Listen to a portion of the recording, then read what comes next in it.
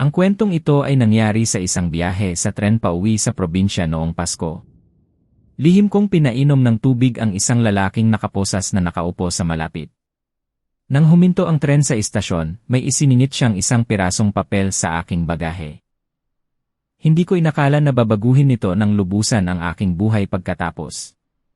Inaanyayahan ko po kayong subaybayan ang kwentong ito. Taong 1988, ilang araw bago sumapit ang Pasko.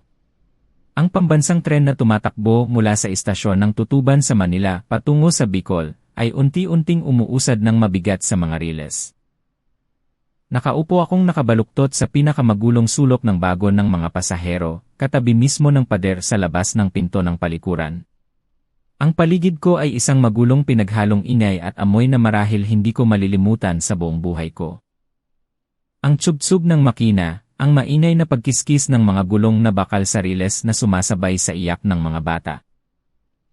Ang ingay ng pagtatalo at pag-agawan sa bawat pulgada ng upuan ng mga biyahero. Punong-puno ng tao ang bagon. Ang mga tao ay nagsisiksikan sa mga matitigas na upuan, nakaupo sa sahig ng tren, at sumusuot pa sa ilalim ng mga upuan para makaidlip. Ang amoy ng pawis ng daan-daang taong nagpapakahirap sa buhay ay humahalo sa masangsang na amoy ng mumurahing usok ng sigarilyo. Paminsan-minsan, ang amoy ng pamahid ay umaabot sa aking ilong mula sa isang matandang babae na nahihilo sa biyahe at hinihilot ang kanyang sentido. Ngunit ang pinakanakakakilabot sa lahat ay ang matapang na amoy ng panghi na nanggagaling sa kinakalawang na pintong bakal ng palikuran na panay ang bukas at sara sa tabi mismo ng aking inuupuan. Ang lahat ng nagdadaan ay nakakunot noo at tinatakpan ang kanilang mga ilong, habang ako naman ay hindi makawala kahit isang hakbang mula sa pwestong ito. Kung tatayo ako kahit isang iglap lang, ang bihirang patag na espasyong ito na kasing laki lang ng 2 baldosa ay agawin agad ng iba. Taong ito, ako ay 21 taong gulang na. Ang edad kung kailan sana ay nag-aayos na ako ng sarili, nasa bahay at tinutulungan ang nanay ko na magluto ng bibingka, ngunit heto ako't lupaypay sa nakakapagod na biyaheng ito sa tren. Ang paglalakbay mula Manila patungong probinsya ay tumatagal ng ilang araw at gabi, na umuubos sa lakas ng isang babaeng payat na nga dahil sa kakulangan sa pagkain. Ipinatong ko ang aking ulo sa aking mga tuhod, habang ang aking mga braso ay mahigpit na nakayakap sa isang sako na naninilaw na. Sa katawan ng sako ay malabo pang nakaimprenta ang mga salitang abonong urya. Ito na ang aking buong kayamanan pagkatapos ng isang buong taon ng pagbabanat ng buto at pagyuko sa pagpadyak ng makina sa isang masikip na pribadong patahian sa Manila. Wala namang mahalagang bagay sa loob ng punit-punit na sakong ito, tanging ilang lumang damit lang na nabili ko sa palengke, 2 rolyo ng mga retaso ng tela na hiningi ko sa may-ari ng patahian para iuwi sa aking ina upang gawing tagpi-tagping kumot. At ilang kahon ng matamis para sa Pasko na durog-durog na dahil sa pagkakadagan. Ang pinakamahalagang bagay na dala ko ay wala sa loob ng sako kundi nasa loob ng garter ng aking pantalon. 40. 2 bagong perang papel na nagkakahalaga ng 20 bawat isa ang maingat kong ibinalot sa ilang patong ng plastik. Pagkatapos ay ginamit ko ang itim na sinulid para tahiin ito ng mahigpit sa gilid ng garter ng pantalon. Iyon ang pera mula sa pawis at dugo, iyon ay ang mga gabi ng pagpupuyat at pagpadyak ng makina hanggang sa lumabo ang aking paningin, iyon ay ang mga pagkain na puro inilagang kangkong at maalat na patis lamang. Sa buong 1 taon ng pagtitipid at pagbabawas sa pagkain at damit, nakapag-ipon din ako ng ganoong halaga para iuwi sa probinsya. Sa tuwing may dadaan sa pwesto ko para pumunta sa palikuran, nagugulat ako, mahigpit na hinahawakan ng 2 kong kamay ang sako, at inilalapit ang aking siko sa aking tagiliran upang maramdaman ang umbok ng pakete ng pera sa aking baywang. Ang labis na pagkapagod ay nagpapabigat sa aking mga talukap. Ngunit ang kahirapan at ang takot na madukutan ang pumipilit sa akin na manatiling gising. Ang aming probinsya ay nasa isang mababang lambak ng Bicol. Mahirap lamang ang aking mga magulang at marami kaming magkakapatid. Ang lahat ng pabigat ay naipasa sa balikat ng panganay na babae, at iyon ay ako. Ang mga liham mula sa bahay tuwing buwan ay may isa lamang na nilalaman, ang pilitin akong magpadala ng pera pambayad sa pag-aaral ng aking bunsong lalaki. Kinagat ko ang aking mga labi at nagtrabaho, hindi nangahas na magkasakit, hindi nangahas na magreklamo. Ang tren na ito ay nag-uwi sa akin sa bahay, ngunit sa aking puso ay walang pananabik ng isang taong matagal na nawalay na uwi para magpasko, kundi puro kalungkutan at matinding pagod lamang. Ipinikit kong mabuti ang aking mga mata, sinasabi sa aking sarili na magtiis pa ng 1 at kalahating araw at makakarating din ako. Umalinggaw ang pito ng tren ng paulit-ulit at nakakapanlumo sa gitna ng makapal na kadiliman ng gabi. Bumagal ang tren, kumalembang ng ilang beses at tuluyang huminto sa isang tahimik na maliit na istasyon ng madaling araw. Ang hangin mula sa labas ay umihip sa mga siwang ng bintana, dala ang malamig na hamog ng Quezon, na bahagyang nagpaalis sa nakakasulasok na hangin sa loob ng bagon. Ilang mga pasahero na may dalang maraming gamit ang nag-umpisang bumaba. Iniuunat ko sana ang aking mga binti na namamanhid na nang may bigla ang kaguluhan na nangyari sa pintuan ng bagon. 3 malalaking lalaki ang sumampa sa tren, nagdadala ng matinding tensyon na naging dahilan upang mapaatras ang lahat ng mga inaantok na pasahero sa paligid ng palikuran. Nangunguna at nasa hulihan ang 2 pulis na nakasuot ng luma at kupas na berdeng uniforme na may maliwanag na pulang tsapa sa kwelyo. Ang mga mukha ng 2 ay bakas ang pagod dahil sa puyat. Sa kanang balakang ng bawat isa ay may nakasabit na lalagyan ng baril na yari sa balat na kumikinang. Habang naglalakad sila, malakas nilang inutusan ang mga tao na tumabi at magbigay daan. Ngunit ang atensyon ko at ng lahat ng tao sa paligid ay nakatuon sa lalaking nakaipit sa gitna nila. Siya ay isang lalaking nasa edad 30 mahigit, may malaki at maskuladong pangangatawan, at nakasuot ng maduming polo na punit-punit sa bandang balikat. Ang kanyang 2 kamay ay mahigpit na nakakulong ng isang kumikinang na posas na hugis 8. Ang paghakbang ng kanyang mga paa ay napakabigat. Kinakaladkad niya ang bawat hakbang sa sahig na kahoy, dahil ang kanyang mga bukong-bukong ay iginapos ng isang makapal na kadenang bakal. Ang paghampas ng kadenang bakal sa sahig ng tren ay lumilikha ng mga tunog na nakakapanindig balahibo. Ang lalaking ito ay kalalakip pa lamang na aresto. Narinig ko ang pabulong na usapan ng ilang mga biyahero sa kabilang hilera ng upuan na siya ay isang kriminal na pumatay ng tao na nakatakas at nahuli. Ngayon ay inililipat sa probinsya para sa paglilitis. Lumiit ako hanggat maaari. Hinila ko ang sako para takpan ang kalahati ng aking katawan, habang ang aking mga mata ay patagong nagmamasid sa mamamatay tao. Ang kanyang mukha ay puno ng pasa at pamamaga sa isang pisngi, marahil ay resulta ng pakikipagbuno nang siya ay hulihin. Ang balbas niya ay mahaba at magulo sa paligid ng kanyang baba, nagtatago sa kalahati ng kanyang mukha, at ang kanyang mga damit ay gusot at puno ng mga mansa na hindi malaman kung putik ba o tuyong dugo. Ngunit ang bagay na pinakakinatatakutan ko ay hindi ang kanyang nakakaawang itsura o ang kadenang bakal, kundi ang kanyang mga mata. Sa gitna ng pagbabantay, sa gitna ng mga nag-uusisa, mapanlait, at natatakot na tingin ng mga pasahero, hindi man lang niya iniyuko ang kanyang ulo. Ang kanyang mga mata ay tahimik na parang abo, walang inilalabas na anumang emosyon. Ang kalupitan at pagiging matigas ng ulo ay nakatago sa kaibuturan ng kanyang mga mata, tulad ng isang mabangis na hayop na malubhang nasugatan at na-corner, wala nang pakialam sa ano paman, at handang manira ng sinumang hahawak sa kanya. Mukhang pagod na ang 2 pulis sa pagbabantay. Maraming pasahero sa tren at wala nang bakanteng upuan.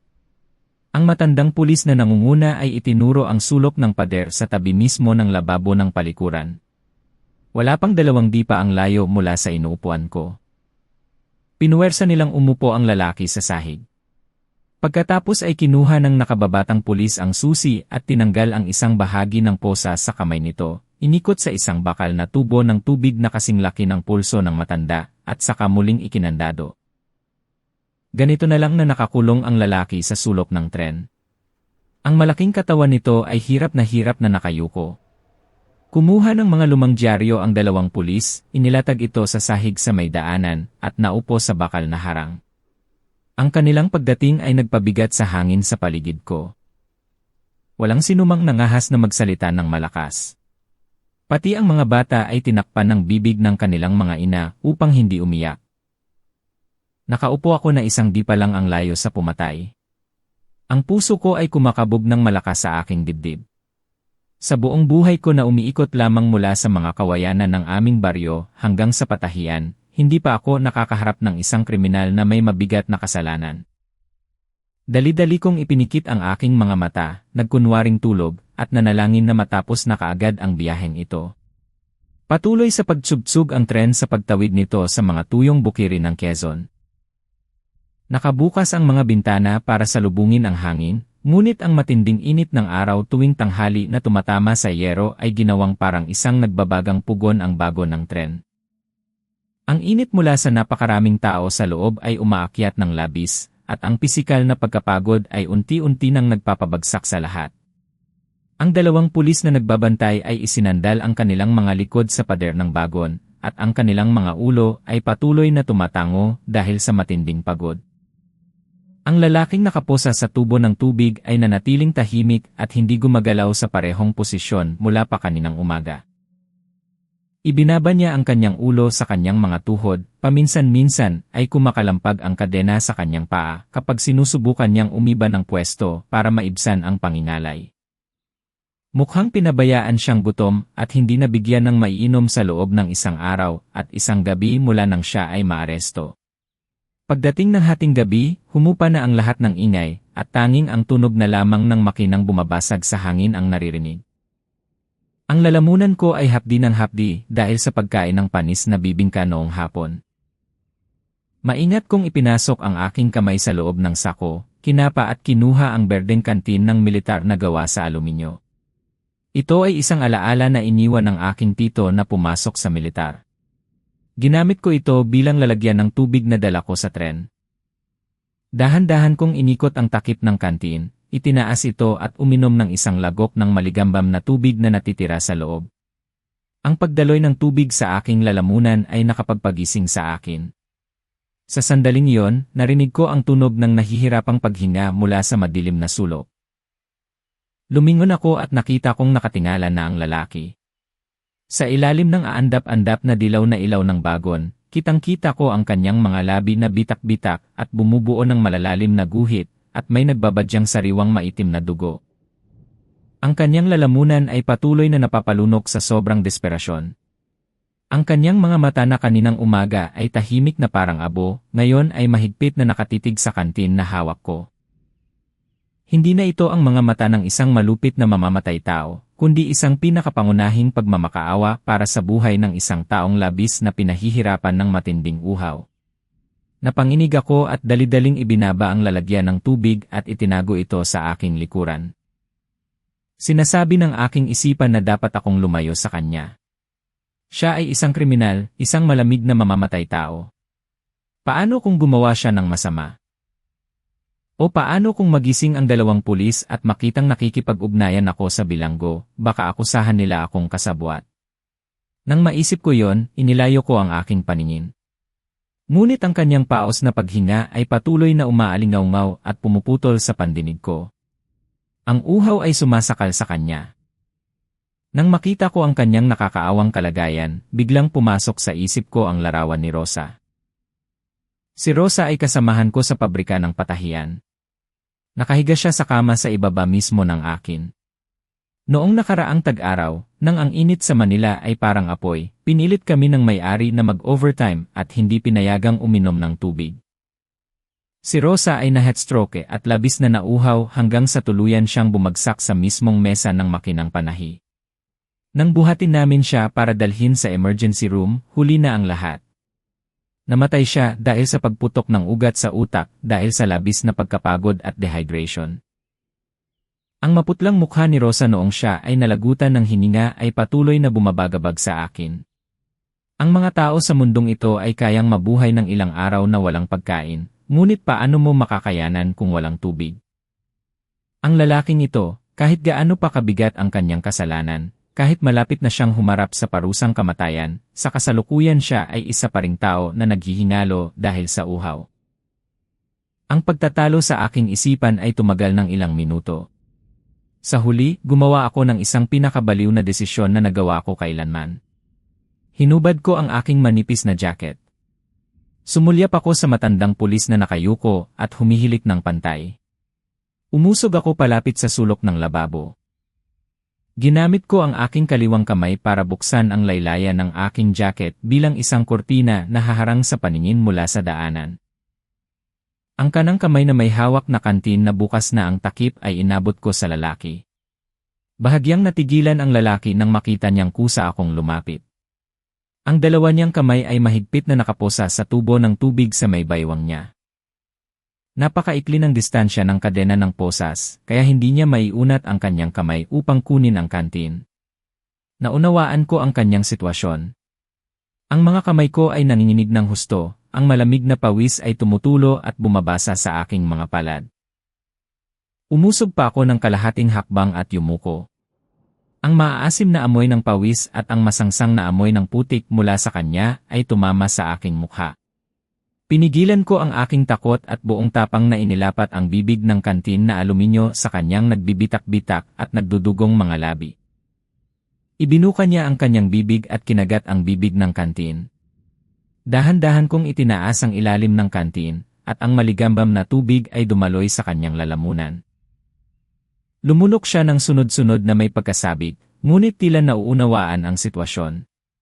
Sinubukan niyang pigilan ang kanyang lalamunan upang hindi gumawa ng masyadong malakas na tunog ng paglunok na maaaring magpagising sa dalawang pulis na natutulog sa labas ng nakaharang na jacket. Ang kanyang lalamunan ay patuloy na gumagalaw pataas at pababa. Ang pagnanasang mapawi ang uhaw matapos ang higit sa isang araw at gabi ng pagtitiis ay bahagyang nagpaaliwala sa kanyang bugbog saradong mukha. Halos kalahati ng kantin ng maligambam na tubig ay naubos kaagad. Ibinaba ko ang lalagyan ng tubig at mabilis na isinara ang takip. Inihilig niya ang kanyang ulo sa likod at naglabas ng isang mahaba at nakakaginhawang hininga. Nang sandaling aayusin ko na ang aking jacket para bumalik sa aking inuupuan, bigla siyang tumingala at tumitig ng diretsyo sa aking mga mata. Ang paningin ng isang mabangis na hayop na na-corner ay tuluyan nang nawala. Ang kailaliman ng kanyang mga mata ngayon ay may nagliliyab na awa sa sarili. Pagod ngunit tapat. Dahan-dahan siyang tumango ng napakabagal. Ang kanyang mga labi na nagdudugo pa rin ay nahihirapang bumuka, at naglabas ng 2 paos na salita na sapat lang para marinig ko. Salamat. 2 maikling salita lamang ngunit naglalaman ito ng malalim na pasasalamat ng isang taong nasa bingit ng kamatayan. Tumango ako bilang tugon at walang sinabing salita. Mabilis kong itiniklop ang aking jacket, isinuot ito, at bumalik sa aking dating pwesto sa sulok ng pinto ng palikuran, hinila ang sako at mahigpit itong niyakap. Kumakabog pa rin ang puso ko dahil sa matinding tensyon. Kakagawa ko lang ng isang bagay na labag sa batas, ang magbigay ng tulong sa isang pumatay. Ngunit nakakagulat, ang una kong takot ay unti-unting nawala, at napalitan ito ng isang tahimik at magaan na pakiramdam na gumagapang sa aking dibdib. Hindi ko alam kung sino ang kanyang pinatay, o kung anong kahindik-hindik na krimen ang kanyang ginawa. Ang alam ko lang, sa mga nakalipas na sandali, nakatulong ako na hindi mamatay sa uhaw ang isang tao. Ang kalahating kantin ng tubig ay walang halaga, kahit 1 sentimo, ngunit ito ang nagbigay buhay sa kanyang nanghihinang katawan sa kanyang paglalakbay patungo sa kamatayan. Nang gabing iyon, isinandal ko ang aking ulo sa sako at nakatulog sa pantay na ritmo ng pagsubsob ng tren. Unti-unting lumiwanag ang langit. Ang radyo sa kisam ng bagon ay umingay, nag-aanunsyo na ang tren ay papasok na sa istasyon ng Lucena. Ang hangin sa loob ng bagon ay agad na naging abala. Ang mga biyahero ay nagmamadaling inaayos ang kanilang mga sako at daladalahan. Ang mga bata ay umiiyak dahil biglang ginising. Ang 2 pulis ay gumalaw rin at nagising. Ang nakababatang pulis ay nag-inat, pagkatapos ay kinuha ang susi at lumapit sa lalaking nakaposas pa rin sa tubo ng tubig. Umalinggaw ang kalampag, nagkiskisan ang mga kadenang bakal. Tinanggalan siya ng isang posas bilang paghahanda sa pagbaba sa istasyon.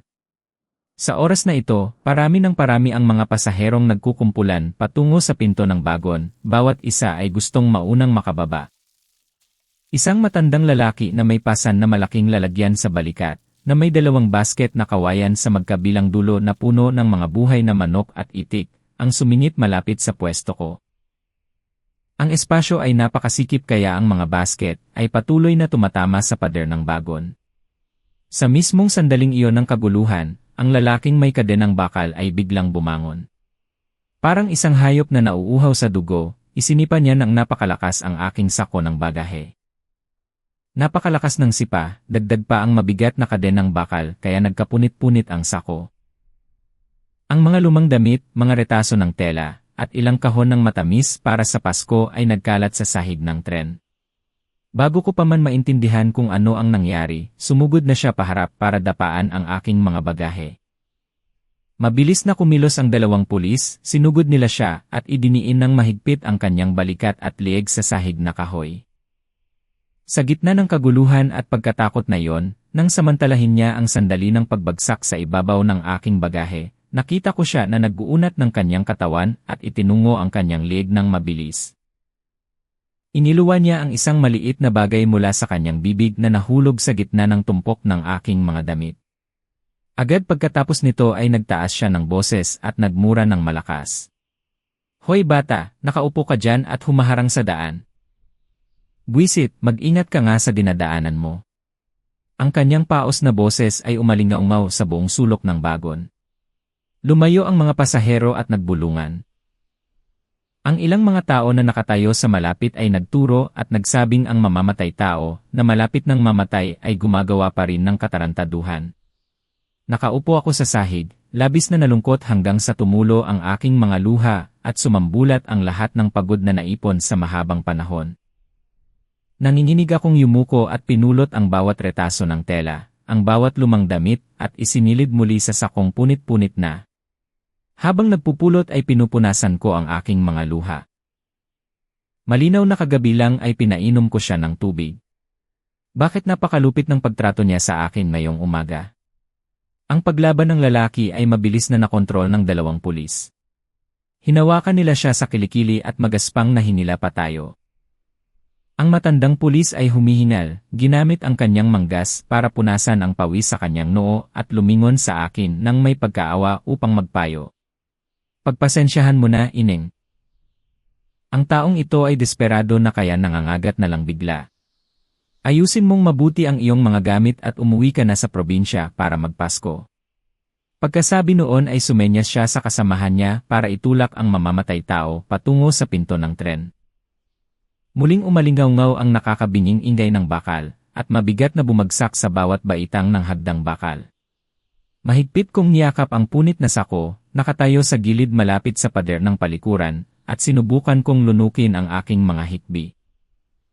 Sa ibaba sa istasyon ng Lucena, ang mga tao ay abala, ang boses ng nagtitinda ng tinapay, ang busina ng tren ay patuloy na tumutunog.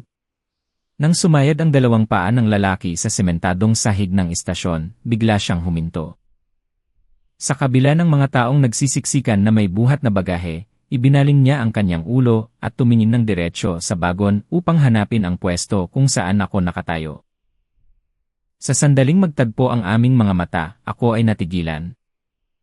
Ang kanyang bugbog saradong mukha ay wala na ni katiting ng kalupitan o galit na tulad kanina, sa halip, ang kanyang mga mata ay naglalaman ng labis na kawalan ng pag-asa, na may halong isang mahirap unawaing tingin na nagmamakaawa at umaasa. Iyon ay ang tingin ng isang tao na sinusubukang ipasa ang isang bagay na hindi nakikita, isang huling mensahe bago pumasok sa pintuan ng kamatayan. Walang lumabas na salita, tanging isang malalim na titig lamang na tumagos sa aking isipan. Pagkatapos, hinila ng malakas ng dalawang pulis ang kadena.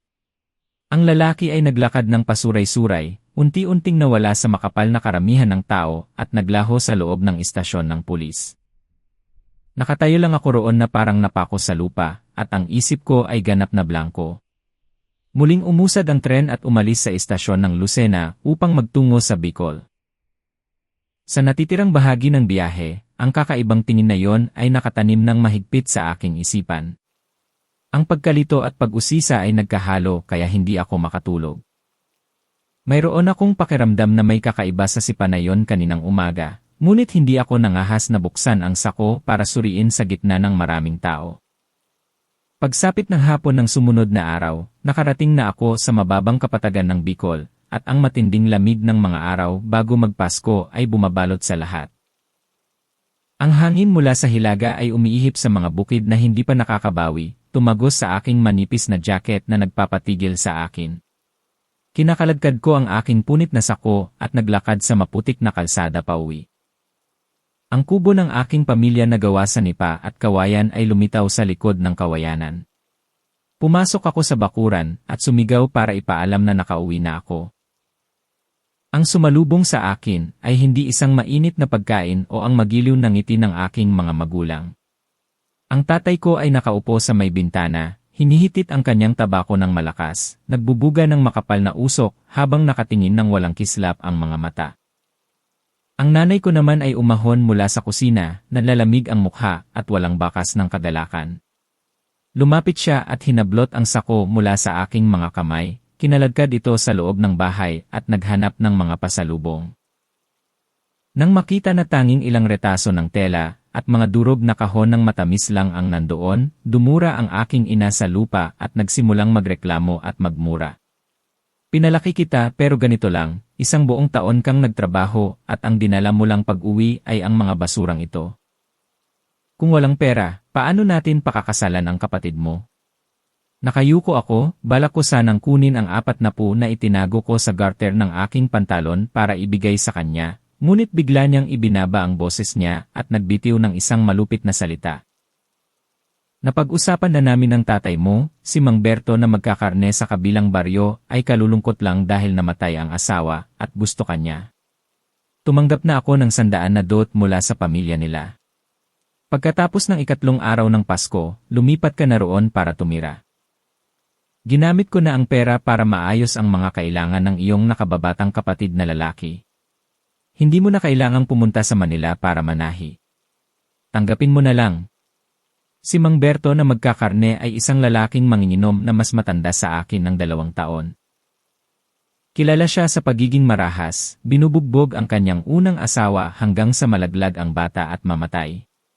Ang aking mga magulang ay handang ipagbili ang buhay ng kanilang panganay na anak na babae dahil sa pera. Lumuhod ako sa lupa, umiiyak na nagmakaawa sa aking mga magulang.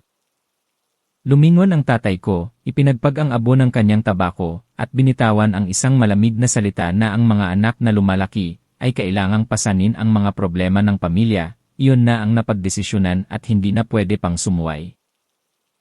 Ang aking puso ay tuluyan ng nanlamig. Tahimik akong tumayo, kinaladkad ang aking sako patungo sa makitid kong kwarto kung saan ang hangin mula sa hilaga ay sumusuot sa bawat siwang ng pader na kawayan. Isinara ko ng malakas ang pintong kawayan at mahigpit na isinara ang trangka. Ang madilim at malamig na kwartong ito ay katulad ng magiging kinabukasan ko. Pagsapit na hating gabi, patuloy na umiihip ang malamig na hangin sa bubong na nipa. Sa ilalim ng aandap-andap na lampara ng gas, nakaupo ako sa sulok ng kama, magaang mga mata dahil sa pag-iyak. Hindi ko matanggap ang ganitong kalupit na plano. Kailangan kong iligtas ang aking sarili. Ang ideya na tumakas ay pumasok sa isip ko. Gagamitin ko ang 40 na naipon ko para sumakay ng bus pabalik ng Manila, o pumunta kahit saan, basta makatakas lang ako sa mahirap na probinsyang ito at sa sapilitang kasal.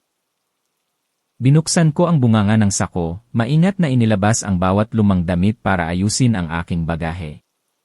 Nang ipasok ko ang aking kamay para kunin ang isang sweater na nasa pinakailalim ng sako, aksidenteng nahawakan ng aking mga daliri ang isang matigas na bagay na kasing laki ng hinlalaki.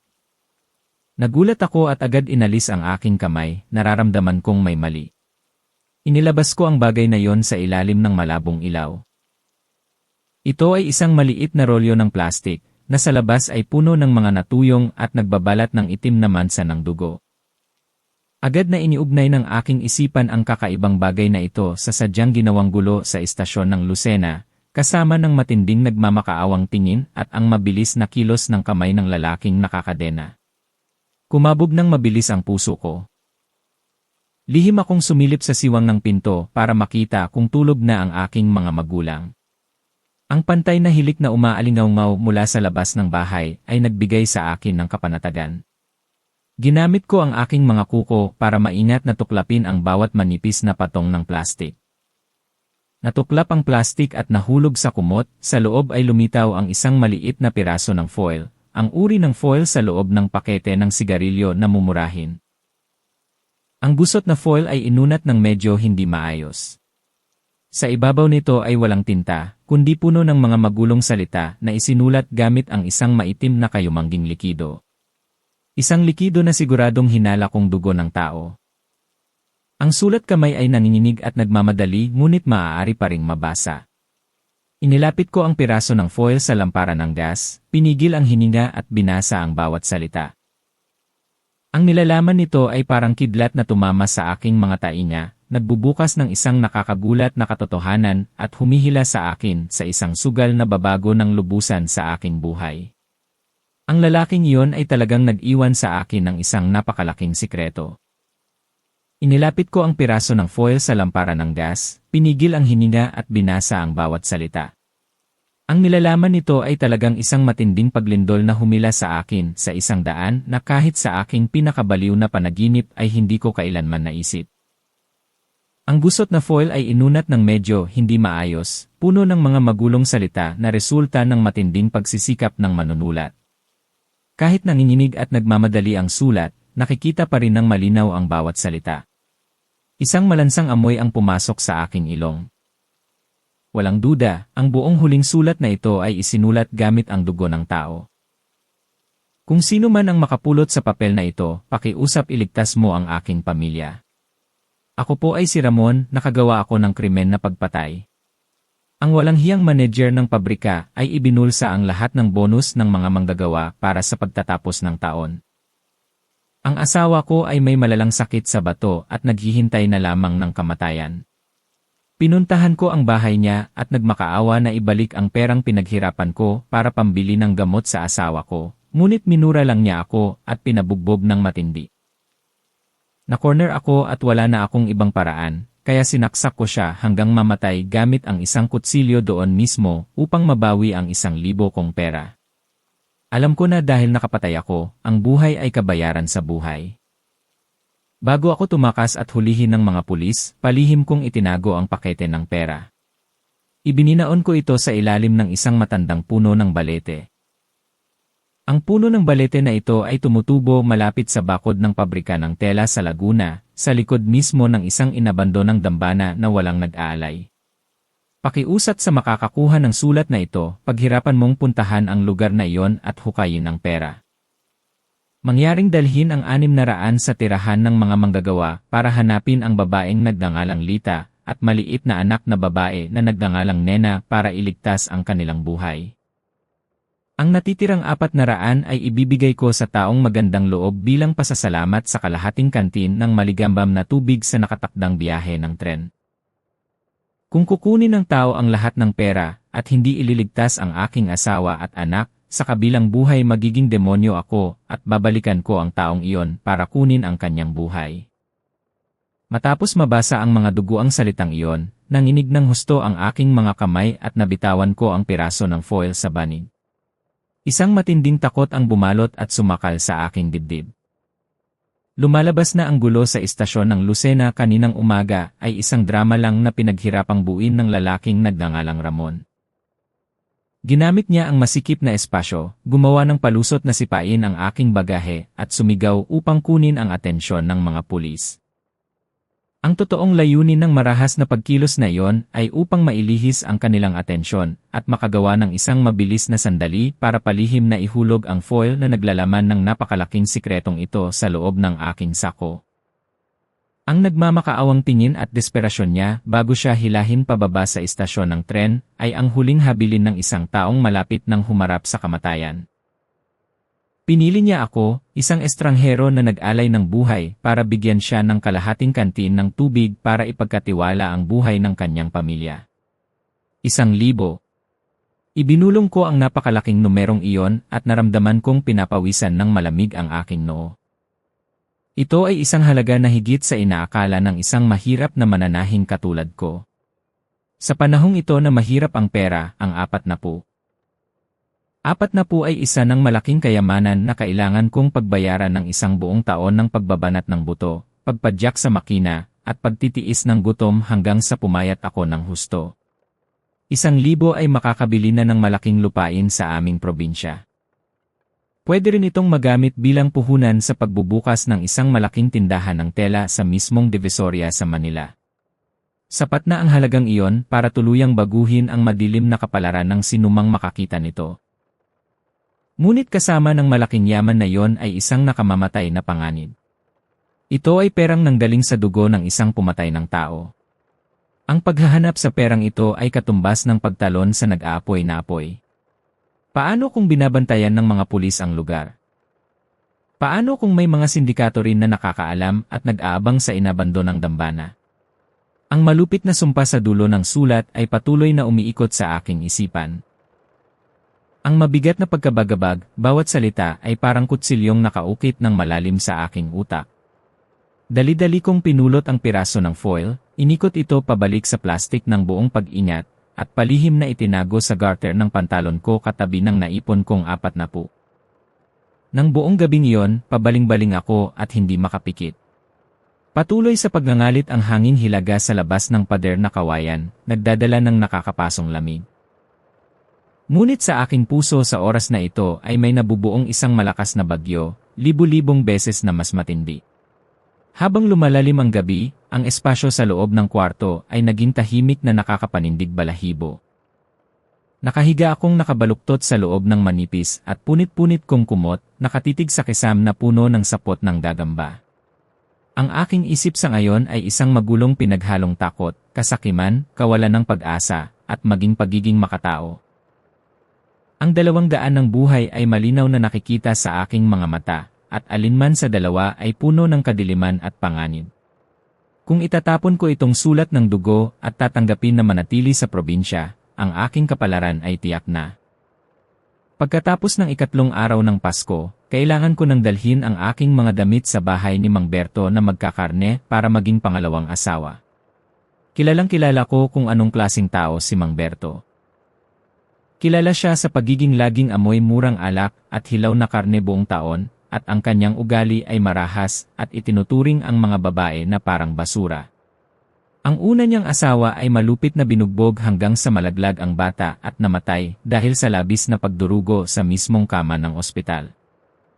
Ang aking mga magulang, dahil lamang sa 100 na dote para tustusan ang aking kapatid na lalaki, ay handang itulak ang kanilang sariling anak sa bibig ng tigre.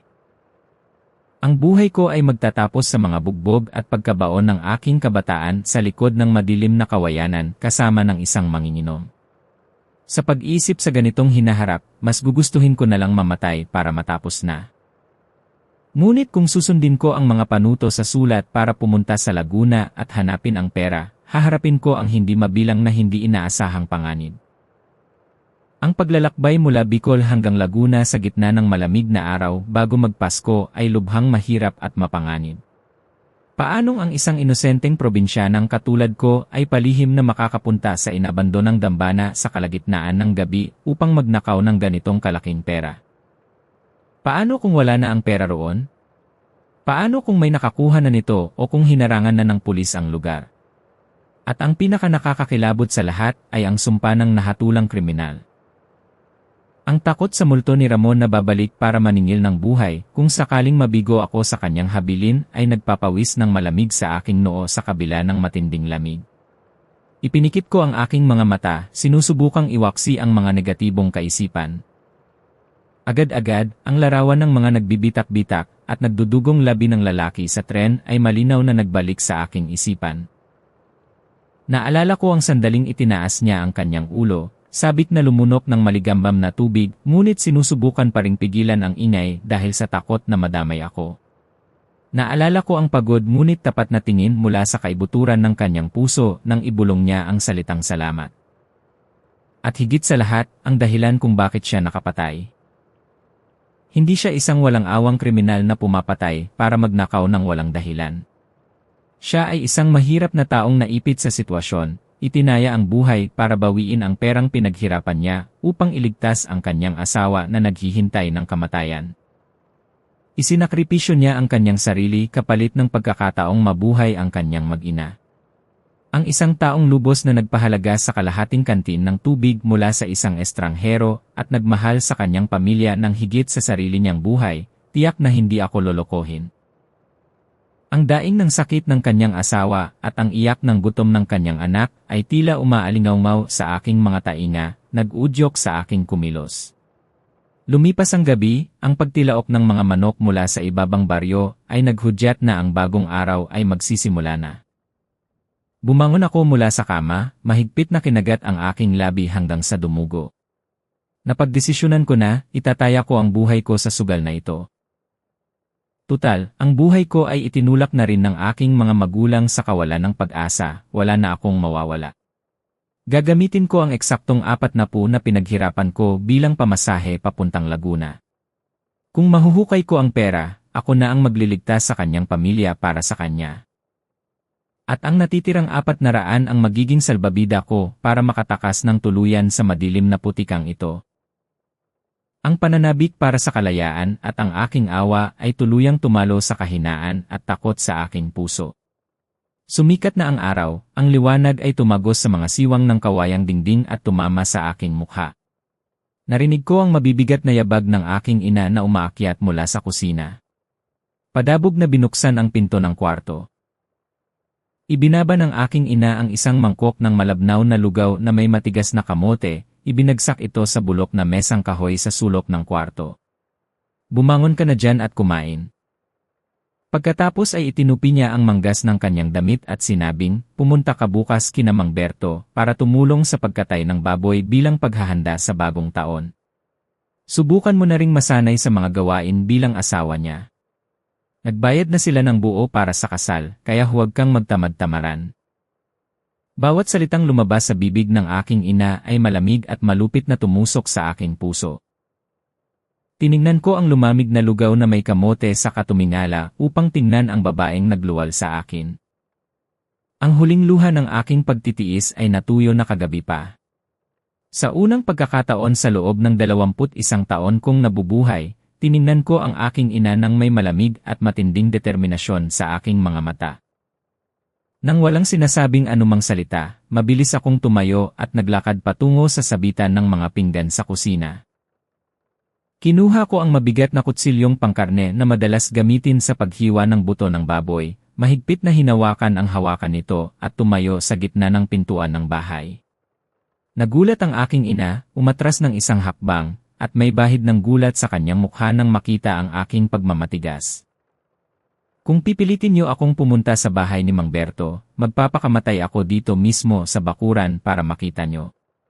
Mariin at malinaw kong sinabi, habang ang talim ng kutsilyo ay nakadikit sa aking kaliwang pulso. Kung tinanggap niyo ang pera ng lalaking iyon, kayo ang magbalik. Kung naubos niyo na ang pera, hintayin niyong pumunta si Mang Berto dito, bitbit ang kutsilyo niya para kunin ang buhay ng kapatid ko. Mas gugustuhin ko pang mamatay dito sa sarili nating bahay, kaysa pumunta roon at mabugbog hanggang mamatay. Huwag niyo akong itulak sa kawalan. Ang pagiging agresibo at ang baliw na tingin sa aking mga mata ay lubos na nakapagpatakot sa aking ina. Nauutal siyang walang masabi, taranta niyang kinuha ang kanyang salakot at tumakbo palabas ng eskinita. Hindi na nangahas na banggitin pa ang pagpunta sa bahay ni Mang Berto. Sa buong araw na yon, ang hangin sa loob ng bahay ay napakabigat. Ang tatay ko ay nakaupo lang at humihitit ng kanyang tabako, tahimik na walang sinasabi. Ang nakababata kong kapatid na lalaki ay maagang umalis para maglaro ng sugal sa labas. Bumalik ako sa kwarto, mahigpit na isinara ang pinto, at tahimik na hinintay ang pagbagsak ng dilim. Bandang 10:00 ng gabi nang ang pantay na hilik ng aking mga magulang ay umalingaw mula sa sala, nagsimula akong kumilos. Isinuot ko ang pinakamakapal kong damit at gumamit ng berdeng kapote para takpan ang aking ulo.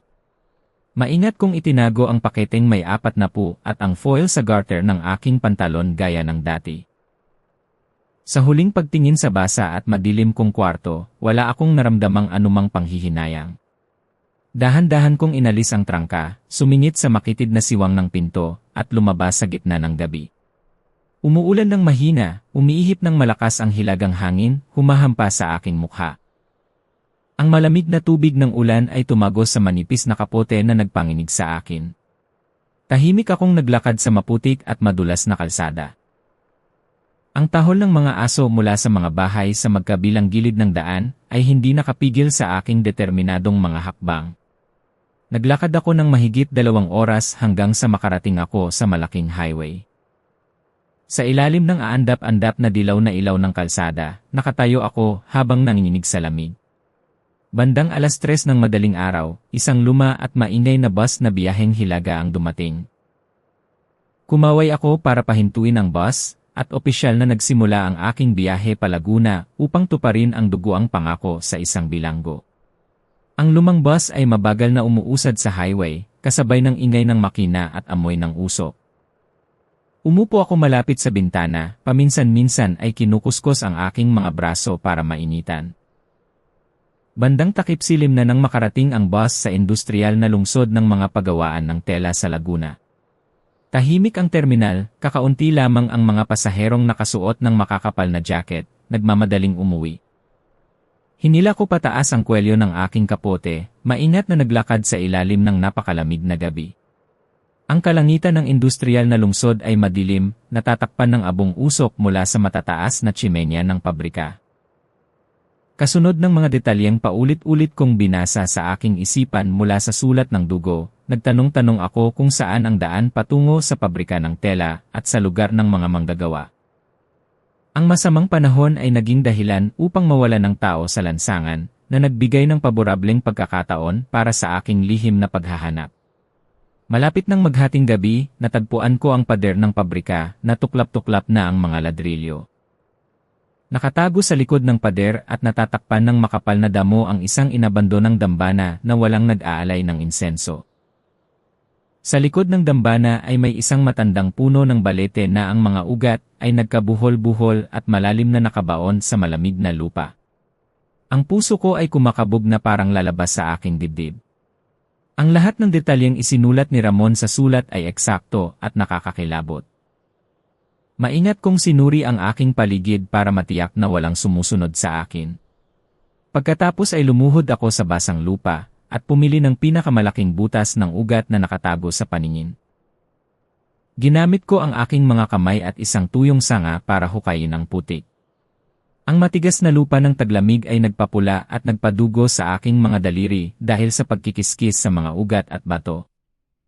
Kinagat ko ang aking labi upang tiisin ang sakit, ibinuhos ang aking lakas sa paghuhukay ng halos 20 sentimetro ang lalim. Biglang, ang aking namamanhid na mga daliri ay may nahawakang isang malambot at makinis na bagay. Pinigil ko ang aking hininga at itinulak palayo ang lupa sa paligid nito. Isang itim na plastik na binalot ng maraming patong ng tape nang maingat ang lumitaw sa aking paningin. Ang balot ay kasing laki lang ng 2 pinagsamang kamay ngunit napakasolidong hawakan. Ginamit ko ang aking mga ngipin at kamay para punitin ang tape at alisin ang plastik. Sa ilalim ng malabong liwanag ng buwan na tumatagos sa mga dahon ng balete, ang mga 10 pisong papel na nakatali ng goma ay malinaw na lumitaw. May kabuang 100 piraso ng bagong-bagong perang papel na maayos na nakasalansan bilang isang makapal na bungkos. 1,000 piso ang nasa harapan ko. Ito ang pinakamalaking kayamanan na nakita ko sa buong buhay ko. Ang buong katawan ko ay nanginginig ng husto, hindi malaman kung dahil sa lamig ng hangin at ulan o dahil sa matinding pananabik na hawak ko ang pagkakataong baguhin ang aking buhay. Ang mga luha ko ay umagos, bumagsak sa mga pera. Nanalo ako sa sugal. Hindi ako niloko ng bilanggong iyon. Ang susunod kong gagawin ay tuparin ang aking pangako upang putulin ang malupit na sumpa ng dugo, ang magdala ng buhay sa kaawa-awang asawa at maliit na anak niya pagsikat ng araw. Kinaumagahan, maingat kong itinago ang lahat ng pera sa bulsa ng aking jacket at kinabitan ito ng perdible. Ang araw ng taglamig ay sumikat ng mahina at hindi sapat para pawiin ang hamog. Hinanap ko ang lugar na tirahan ng mga manggagawa ng pagawaan ng tela.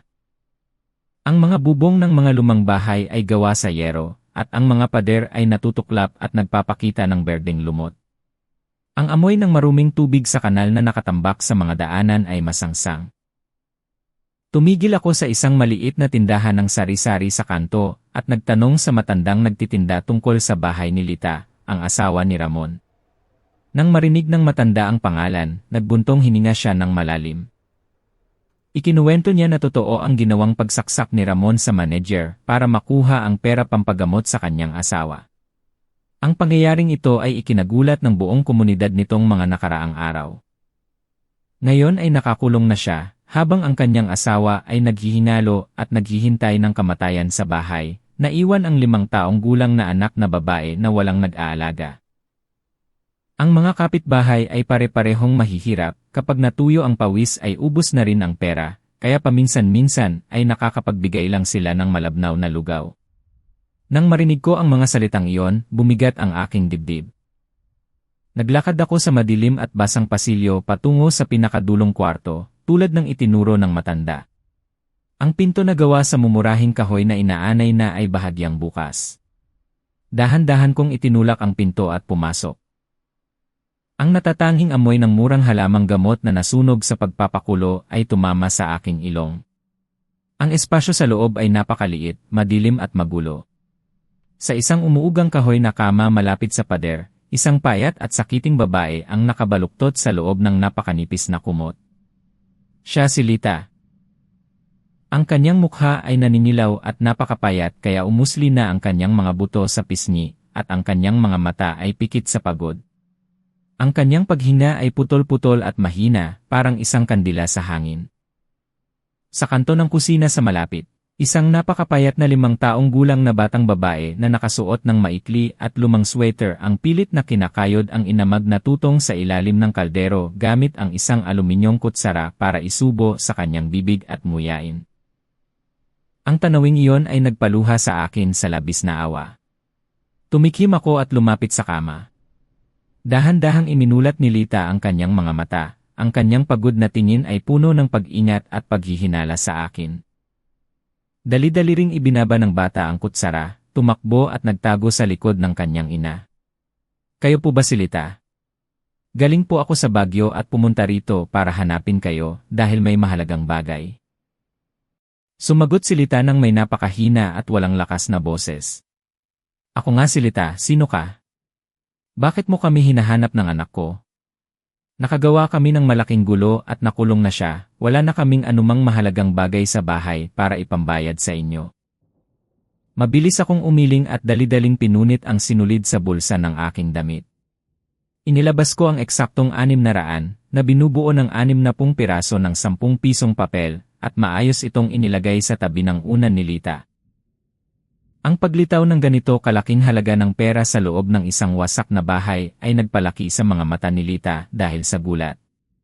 Nanginginig niyang ginamit ang kanyang mga kamay para bumangon, ngunit wala siyang sapat na lakas kaya bumagsak muli siya sa kama. Bakit may ganyan kang kalaking pera? Saan galing ito? Lumunok ako, pilit na pinakakalma ang aking boses para maging natural hanggat maaari, habang binibigkas ang kasinungalingang pinag-isipan ko pa simula kagabi. Itinago ko ang tungkol sa paghuhukay sa dambana at ang sulat ng dugo. Business partner po ako ni Ramon. Ito po ay malinis na pera na kinita niya mula sa pagnenegosyo namin sa Baguio. Mahigpit niyang inutos sa akin na ibigay ito ng personal sa inyo para may pambayad kayo sa ospital para sa dialysis niyo. Tanggapin niyo na po at magpagamot kayo. Nag-aalala po siya ng labis sa inyong mag-ina. Nang marinig ang pangalan ng kanyang asawa at makita ang perang magliligtas sa buhay niya, bumuhos ang mga luha ni Lita. Inunat niya ang kanyang mga payat na kamay at mahigpit na niyakap ang mga pera sa kanyang dibdib. Ang kanyang mga pag-iyak ay puno ng sakit na may kahalong walang hanggang pasasalamat. Ang pag-asa na mabuhay ay muling nagliwanag sa madilim na kwartong ito. Yumakap din ang maliit na bata sa kanyang ina at umiyak. Nang makita ko sila, alam kong ang pinakamahirap na bahagi ng aking misyon ay ganap na natapos. Patuloy sa pag-iyak si Lita habang hawak ang pera. Ang halagang ito ay mas mahalaga kaysa ano pa man sa mundo para sa kanilang mag-ina ngayon. Para itong isang salbabida na itinapon sakto nang siya ay nalulunod sa malakas na agos ng tubig. Pinilit niyang punasan ang kanyang mga luha at tumingala sa akin nang may matinding paggalang at pasasalamat. Napakalaki ng utang na loob ko sa'yo. Mula sa malayong lugar, naglakbay ka hanggang dito para dalhan kami ng pera.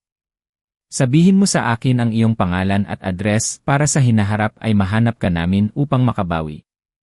Ang asawa ko ay nakagawa ng isang malaking krimen. Natatakot lang ako na ang mga tao ay babasagin at hahamakin ang mag-ina ko. Ngunit umiling ako ng mariin. Hindi ko maaaring ibunyag ang aking pagkakakilanlan. Kung sakaling malaman ito sa hinaharap, ang pagkakasangkot ko sa pera ng isang bilanggo ay magdudulot sa akin ng malaking problema.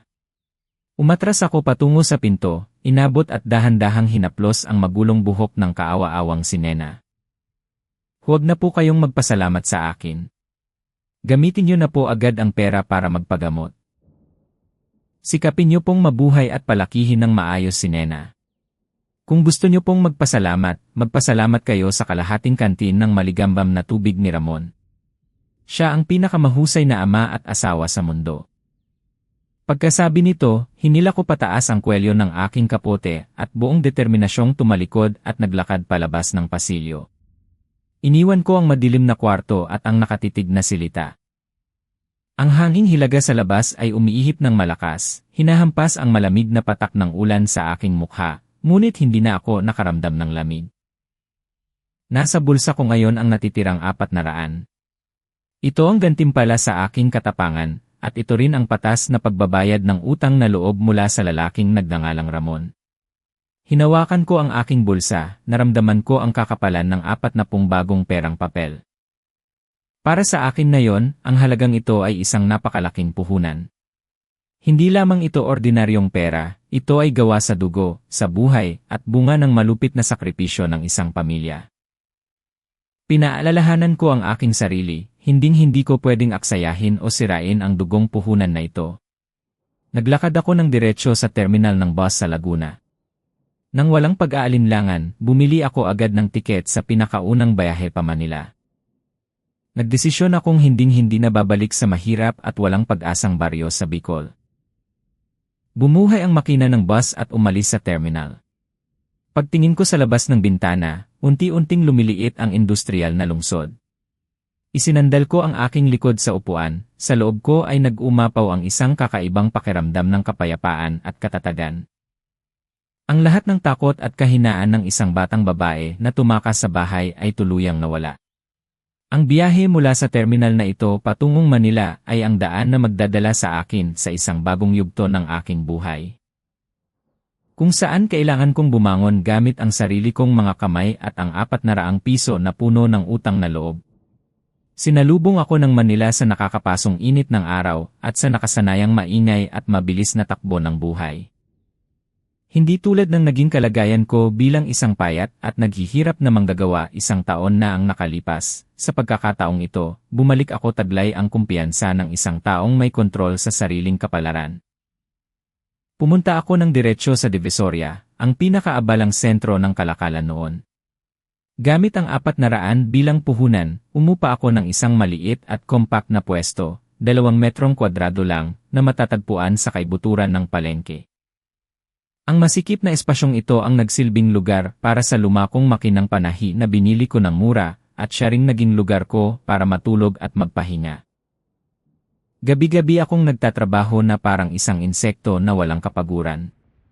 Tuwing araw, sumusuong ako sa init, nagbibisikleta upang halughugin ang mga malalaking paggawaan ng tela at patahian para bumili ng mga retaso. Mga rejected na tela na binili sa murang halaga. Pagsapit ng gabi, sa ilalim ng ilaw, masipag akong gumagawa at nananahi mula sa mga pinagtagpi-tagping tela gamit ang aking magagaling na kamay. Naging makukulay at magagandang maikling polo at shorts para sa mga bata. Napakahirap ng mga unang araw ng pag-umpisa. Ginipit ako ng mga matagal nang nagbebenta roon at inagawan ng mga suki. May mga pagkakataon din na pumupunta ang mga sindikato sa palengke para manghingi ng napakalaking porsyento at pinagtatapon pa sa lupa ang mga paninda ko. Sa mga pagkakataong nahaharap ako sa hirap at kahihiyan na halos gusto ko nang sumuko, naaalala ko ang malamig na gabi ng taglamig nang hinukay ko ng sarili kong mga kamay ang malamig na lupa sa inabandonang dambana. Naaalala ko ang malupit na sakripisyo ng lalaki sa nakatakdang tren dahil gusto niyang iligtas ang kanyang asawa at anak kahit na ikamatay pa niya. Matapos maranasan ang kalapit na kamatayan at mahawakan ang perang gawa sa dugo, napagtanto ko na ang mga hirap sa palengke na ito ay hindi dapat katakutan. Matigas ko silang nilabanan sa pamamagitan ng aking determinasyon at hindi pangkaraniwang sipag.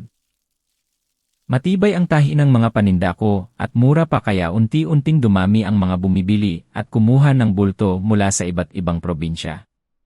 Dahil sa pagtupad sa mga ipinangako sa pagnenegosyo, ang aking 2 metrong kwadradong pwesto ay patuloy na lumago.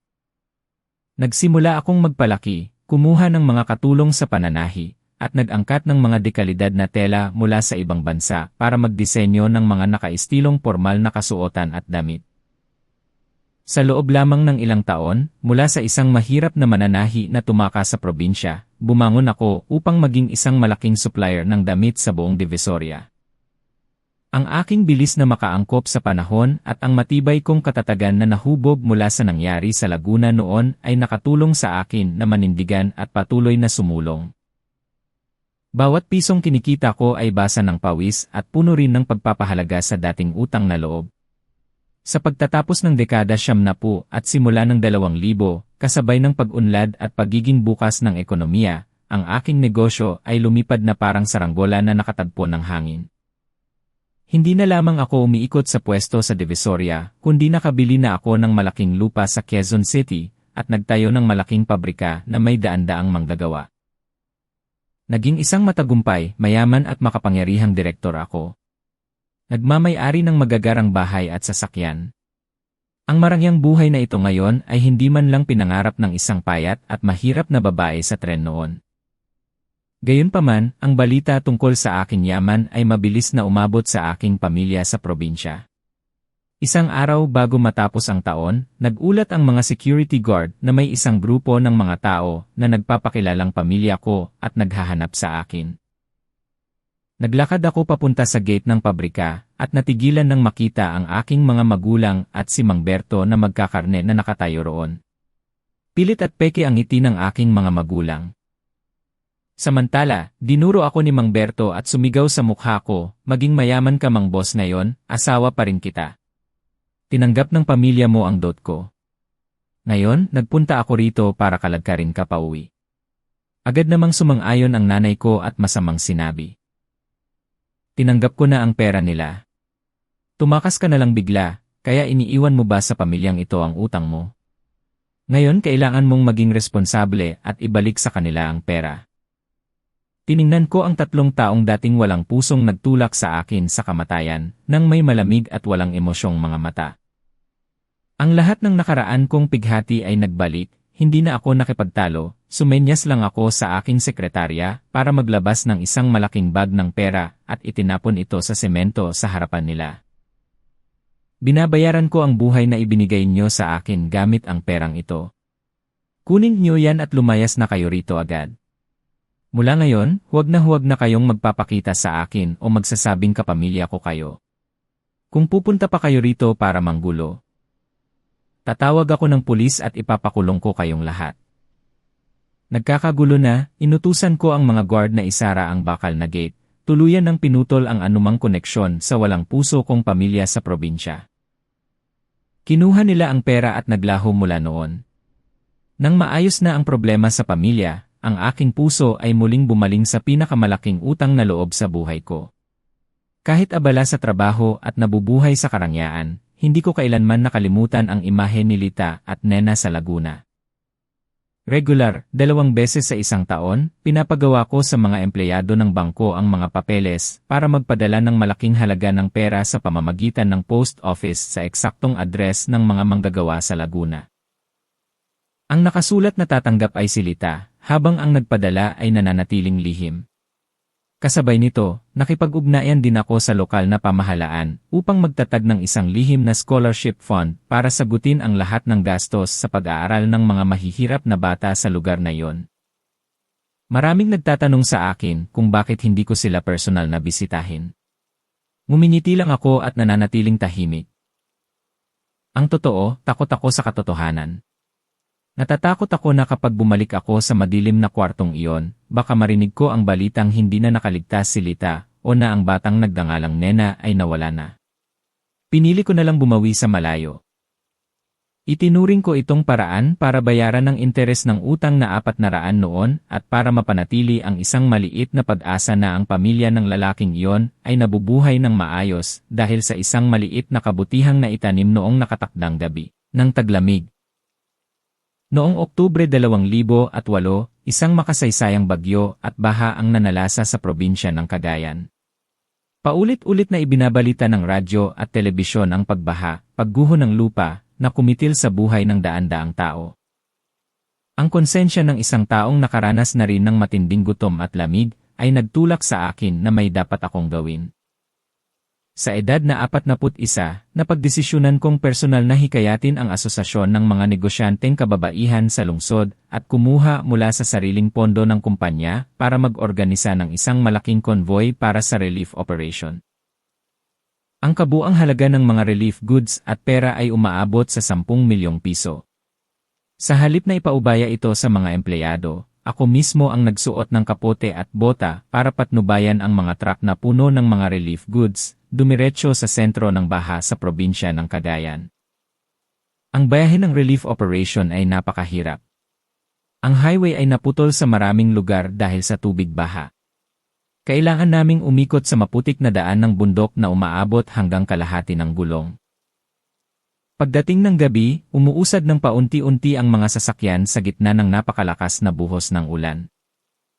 3 araw at 3 gabi ng pagkain at pagtulog sa kabin ng truck, pagkain ng hilaw na noodles at pag-inom ng bottled water ay naging dahilan upang muling sumumpong ang matagal ko ng sakit sa sikmura, ulcer. Nang makita ang mga taong nakatayo sa mga bubong na kumakaway at humihingi ng tulong sa gitna ng malawak na dagat ng baha, tiniis ko ang pamimilipit ng aking sikmura. Bumaba ako sa sasakyan, lumusong sa maputik na tubig, at direktang inutusan ang mga empleyado na buhatin ang bawat sako ng bigas, bawat kahon ng noodles papunta sa mga motorboat para idala ito sa malalayong barangay na lubos na nahiwalay. Pagsapit ng ika-4 na araw, narating ng aming grupo ang isang pansamantalang medical tent na gawa sa trapal sa isang mataas na lugar sa Tuguegarao. Dito nagtipon-tipon ang daan-daang mga taong lumika sa baha, ang mga may sakit, at ang mga batang umiiyak ng malakas. Ang tubig baha sa paligid ay ginawang parang isang nakahiwalay na isla ang medical tent. Ang militar at ang mga medic ay walang tigil na nagtatrabaho upang magbigay ng first aid, magbenda ng mga sugat, at mamigay ng gamot sa daan-daang mga taong natataranta. Nang walang pag-aalinlangan, itinupi ko ang aking manggas at tumulong sa mga health worker na mamahagi ng mga dry rations at malinis na tubig sa mga tao. Ang sobrang dami ng trabaho, kasama pa ng pagkakababad sa ulan at araw sa loob ng maraming araw, ay tuluyan ng umubos sa aking natitirang lakas. Habang may buhat-buhat na isang mabigat na kahon ng antibiotics papunta sa pangkat ng militar na doktor, biglang namilipit ng matindi ang aking sikmura, umabot ang sakit sa aking utak dahilan upang ako ay mawalan ng balanse. Naging madilim ang lahat sa paningin ko, ang ingay ng ulan ay humalo sa takot na boses ng manager na kasama ko na dahan-dahang nawawala sa pandinig ko. Hawak-hawak ko ang aking tiyan at bumagsak ako sa putikan sa tabi ng mga kahon ng relief goods, tuluyan ng nawalan ng malay. Unti-unti akong nagising na may matapang na amoy ng alkohol na medikal at umuugong na tunog ng kulog sa labas. Pinilit kong imulat ang aking mabibigat na talukap at napagtanto kong nakahiga ako sa isang kama na gawa sa trapal sa loob ng medical tent. Ang sakit ng aking sikmura ay medyo humupa na. Ang mga damit kong basang-basa at maputik ay pinalitan na ng tuyong damit ospital. Ang aking jacket kung saan nakakabit ang aking A bilang pinuno ng relief team ay maayos na nakasampay sa isang plastic na upuan malapit doon. Tita Teresa, gising na po kayo. Kanina habang pinapalitan ko ang inyong damit, nakita ko po ang inyong E. Napansin ko pong labis na kayong pagod kaya nilagyan ko po kayo ng dextrose. Magpahinga po muna kayo ng kaunti pa. Isang malinaw at malambing na boses ang narinig ko sa tabi ko. Lumingon ako, nakatayo sa harapan ko ang isang babaeng militar na doktor na nakasuot ng puting lab gown, ngunit ang dalawang laylayan ng gown niya ay puno ng putik. Napakabata pa ng babae, marahil nasa 25 o 26 na taong gulang pa lamang. Payat ang kanyang mukha dahil kulang sa tulog, ngunit ang kanyang mga mata ay nagniningning at puno ng determinasyon. Maingat na inaayos ng kanyang mahahabang daliri ang pagpapatak ng e-fluid na nakabitin sa bakal na poste. Nang mapansin niyang gising na ako, ngumiti siya ng may pagkalinga. Lumingon siya sa maliit na medical table sa tabi, at may kinuha para ibigay sa akin. Grabe po ang ulcer ninyo kaya kayo nahimatay. Inumin niyo muna po itong maligamgam na tubig para maibsan ang sakit sa tiyan ninyo, tita. Kakarating ko lang po ng tubig galing sa kusina. Tumango ako at iniabot ko ang aking kamay para kunin ito. Nang maramdaman ng aking mga kamay ang lalagyang iyon, buong katawan ko ay parang nakuryente. Ang bagay na nakapatong ngayon sa aking palad ay isang kantin ng militar na yari sa aluminyo at kulay berdeng damo. Ang berdeng pintura ay natuklap sa maraming bahagi, kaya nakikita na ang kupas na kulay ng aluminyo sa loob. Sa ibabang sulok ng lalagyan ay may isang malalim na yupi na nagpapatunay ng mga pinagdaanang pagbagsak nito. Ang bawat detalye, ang gaspang ng metal, at ang guhit ng pag-ikot sa takip ay eksaktong-eksakto hanggang sa pinakamaliit na perpeksyon. Ang mga alaala mula 20 taon na ang nakakaraan ay parang baha na bumalik at tumama ng direkta sa aking dibdib. Ang masikip at nakakasulasok na pambansang tren. Ang lalaking nakaposas, ang bitak at nagdudugong labi, ang pagnanasang mabuhay, ang kalahating kantin ng maligamgam na tubig, lahat ay muling bumalik na parang kahapon lang nangyari. Ang ebidensyang nakabaon na sa nakaraan ng maraming dekada ay muli na namang nagpakita sa gitna nitong nawasak na rehiyon dahil sa bagyo.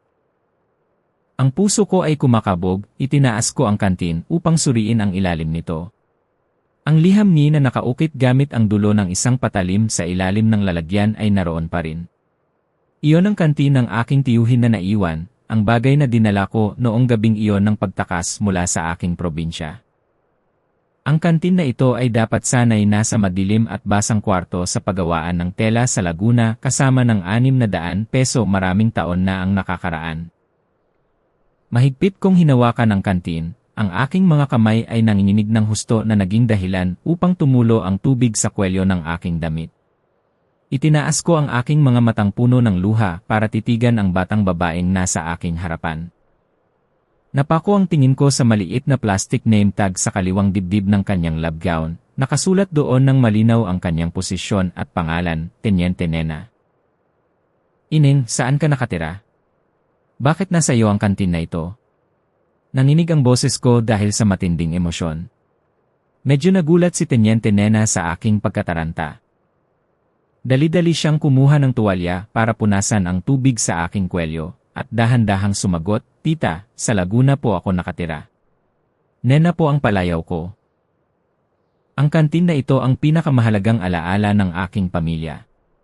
Bago mamatay, nagbilin ang nanay ko na kahit saan ako magpunta ay dapat ko itong dalhin para alalahanin ang nagligtas sa aming buhay. Tita, may problema po ba? Saan po masakit?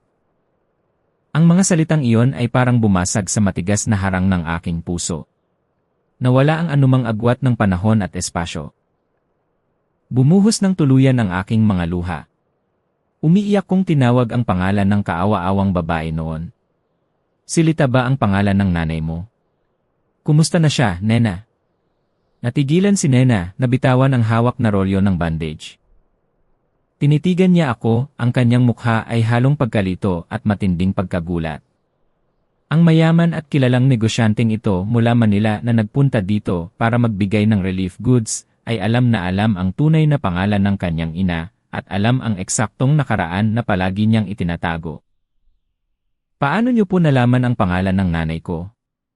Namatay na po siya noong 1998 pa. Tita, napakahirap ng buhay namin noong taong iyon. Nakulong ang tatay ko. Nasa stage ng huling bahagi na ng sakit sa bato ang nanay ko at akala namin hindi na siya mabubuhay. Ngunit may isang hindi kilalang tita na nagdala ng pera mismo sa bahay para ipagamot ang nanay ko. Iniwan ng tita ang lalagyan ng tubig na ito. Salamat sa perang iyon at sa perang ipinapadala ng palihim taon-taon. Nakapag-dialysis ang nanay ko, nadugtungan ang buhay niya ng 10 taon pa, sapat para palakihin at pag-aralin ako hanggang sa lumaki.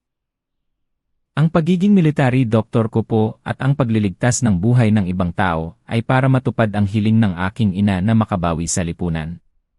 Hindi ko na napigilan, tinakpan ko ang aking mukha ng parehong kamay ko at umiyak ng napakalakas. Nanikip ang aking puso nang malamang wala na si Lita. Ngunit kasabay nito'y gumaan ang pakiramdam ko dahil ang perang iyon ay nakagawa ng himala at ang mga perang may halong pawis at dugo ay matagumpay na nakatupad sa misyon nito na magligtas ng 2 buhay. Tumingala ako para tingnan ang matapang na ulila sa aking harapan, ang batang si Nena na nagkakamot sa inamag na tutong dati. Ngayon ay isa ng doktor na nagliligtas ng buhay sa gitna ng baha. Ibinuka ko ang 2 kong payat na braso. Ako ito, Nena. Ang tita na nagdala ng kantin sa nanay mo. Natigilan si Nena ng ilang segundo. Humagulgol din siya, lumuhod sa putik sa labas ng tent, at mahigpit na niyakap ang mga binti ko. Tita Teresa, ikaw ba talaga yan? Mahigpit naming niyakap ang isa't isa, umiiyak ng malakas sa gitna ng mga wasak at sirang kalagayan ng sentro ng baha. Pinagdugtong ang natitirang piraso ng nakatadhanang 20 taon na hindi pa natapos. Pagkatapos ng luha ang pagkikita na yon, hinaplos ko ang buhok ni Nena at pinunasan ang putik sa maganda niyang mukha. Ikinuwento ko sa kanya ang lahat ng nangyari noong malamig na gabi sa istasyon ng Lucena, ang sulat ng dugo at ang desisyon ng kanyang ama na itaya ang sariling buhay. Lumuluha kong iginiit na ang pag-ibig sa asawa at anak, na hindi inalintana kahit naharapin ang bitay, ang pinakadakilang bagay sa lahat. Ang maliit kong kabutihan na ginawa noong taong iyon, kasama ang kalupitan ng kapalaran, ay nagligtas sa pamilya niya, at siyang naging liwanag din na nagligtas sa aking madilim na buhay at nag-alis sa akin sa kawalan ng pag-asa. Inilagay ni Nena ang kanyang ulo sa balikat ko, umiiyak para sa kalunos-lunos na kapalaran ng amang hindi man lang niya nabigyan ng pagmamahal pabalik. Taong 2010, eksaktong 2 taon matapos ang makasaysayang bagyo at baha sa Cagayan. Nararamdamang nagawa ko na ang lahat ng dapat kong maitulong sa negosyo, nagpasya akong ipasa ang pamamahala ng patahian sa bagong lupon ng mga direktor. Inayos ko ang aking mga gamit at bumili ng tiket sa eroplano patungo sa Hilaga upang tapusin ang aking huling misyon sa buhay. Bumalik ako sa Laguna sa isang magandang araw ng taglagas kung saan ang sikat ng araw ay maliwanag at dilaw. Ang lumang sirasirang pabrika noon ay tuluyan ng giniba. Napalitan ng maayos at malalaking kalsada na aspalto at magagarang matataas na gusali. Ang pagbabago ng lungsod ay nagbigay ng nostalgia sa akin. Sa gabay ni Nena, may dalang malaking bungkos ng puting chrysanthemum, naglakad ako paakyat sa sementeryo ng lungsod.